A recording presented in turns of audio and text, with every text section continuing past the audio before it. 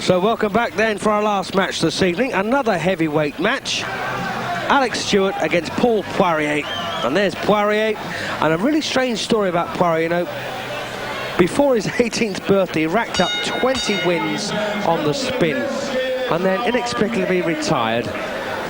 He had a few personal problems which led to that. Retired in 1975 and was inactive between 1976 and 1989. Made his comeback in November of 1990, having been out of the ring since January of 1975. 5 years away. No losses, 7 KOs from the scallop capital of the world, New Bedford, Massachusetts. This is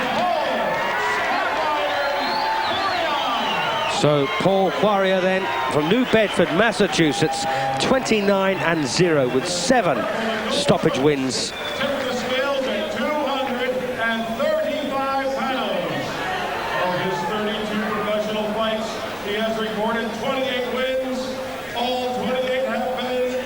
And there you are, Alex Stewart then, 28 knockout wins in 28 knockouts in 28 wins, 4 losses.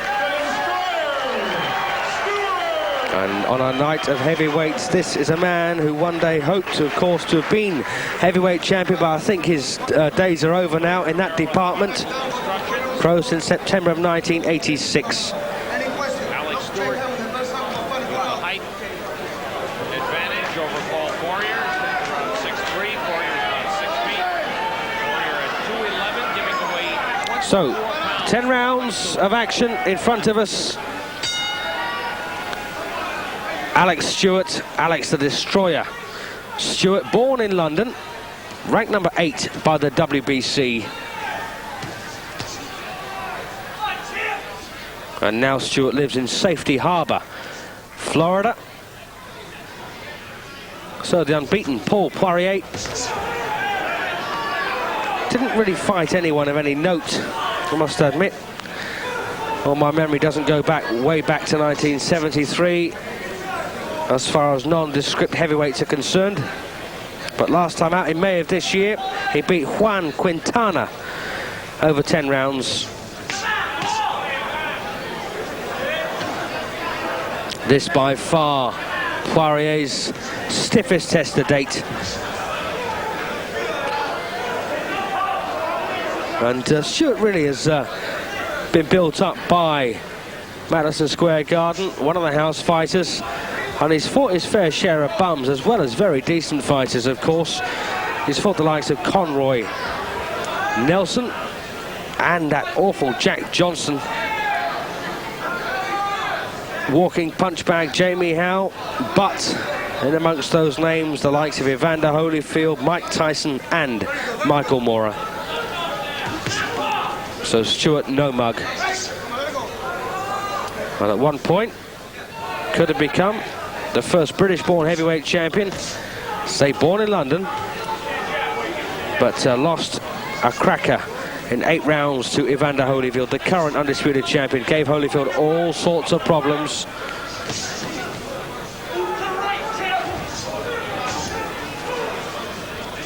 Paul Poirier in the black trunks from New Bedford, Massachusetts.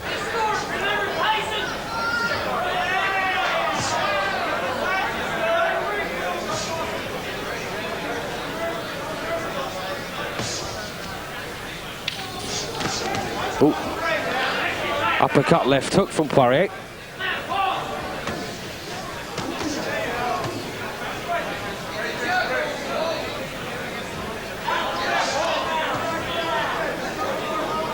And really this is a big risk for Poirier, probably getting a good payday here to put his 29-0 record on the line against Alex Stewart.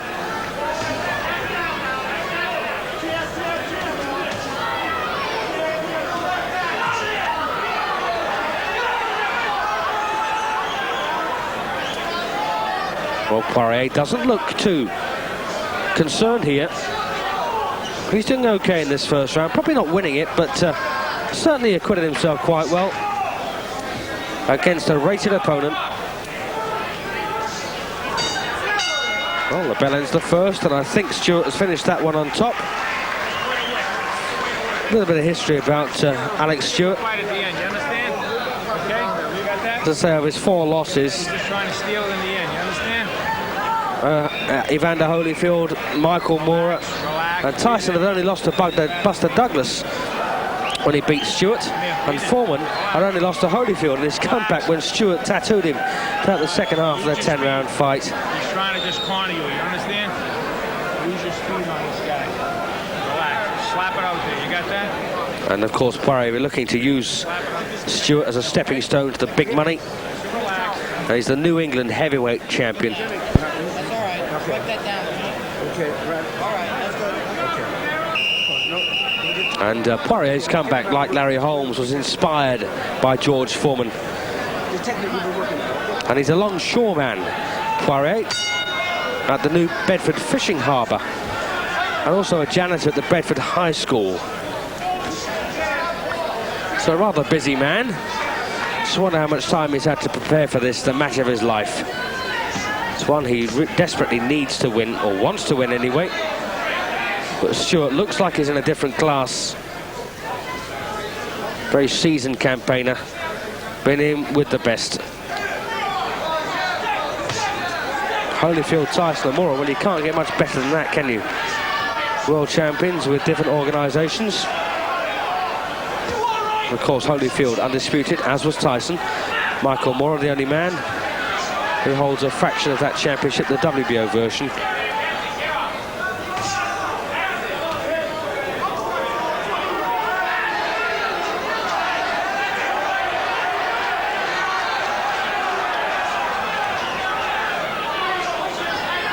And that Foreman fight for Stewart was way back in April of this year. Lost on points over 10 in Las Vegas.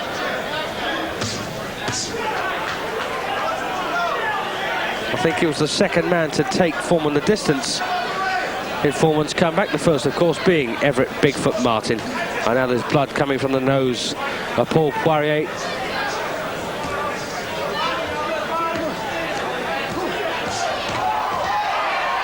Good punches here from Stewart. Ripping those into the body, getting the uppercuts working as well.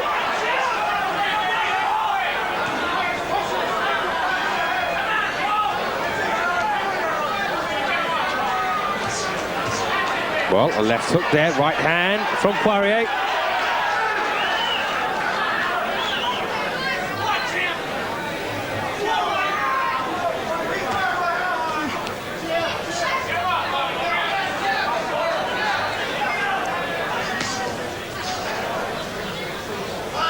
So Alex Stewart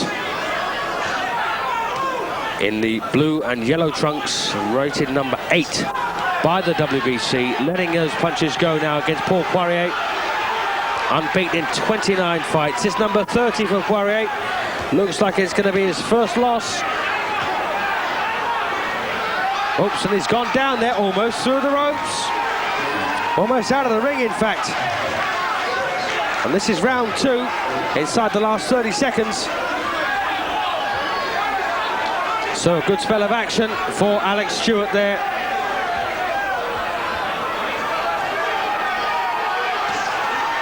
And Poirier's blood has stained the left leg of Stewart's shorts. Oh, big right there to the side of the head from Stewart. Oh, and a big uppercut just on the bell from Stewart in Poirier's own corner.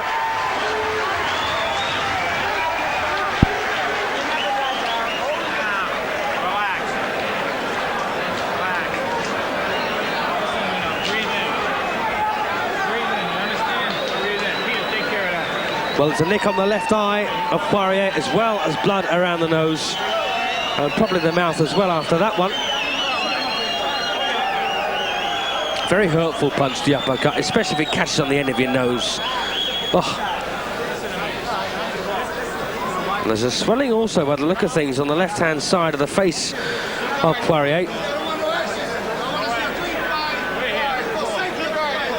And that's normally synonymous with a bit of jaw damage. I just wonder if he has. And nearly fell out of the ring there. Being checked by the doctor at ringside. He's going to go on.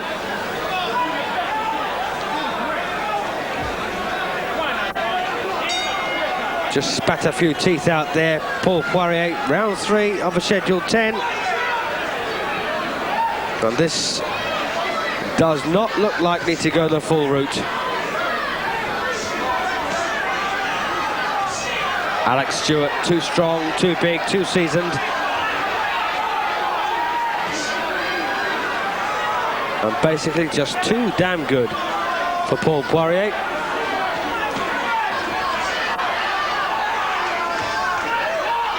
And although Stewart has never had a world title shot, I'm sure he'll get one in the near future. Such is the changing state of heavyweight boxing at world level.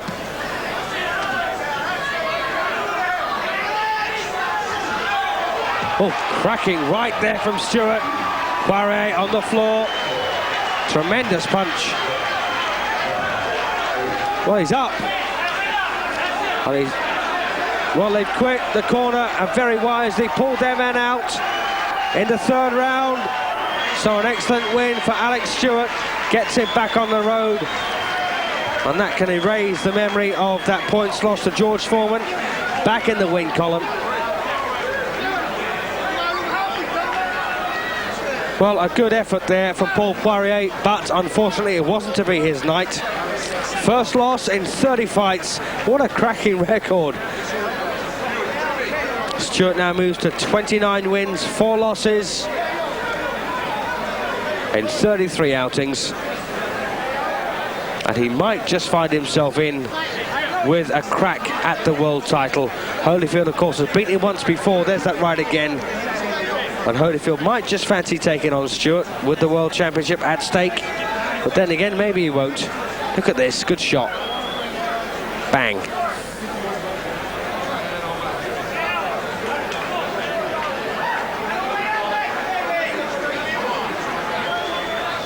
Happy man. And if he does, of course, win the or a version of the World Championship, Alex Stewart will immediately become British, having been born in London in 1964. Of course, if he doesn't win it, he won't be.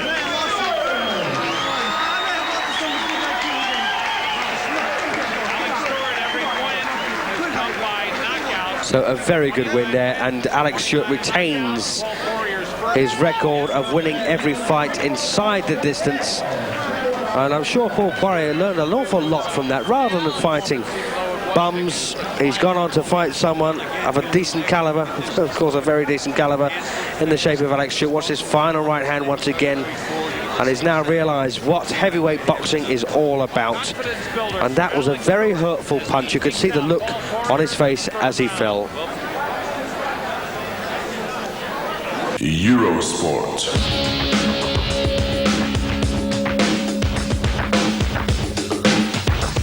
Hi.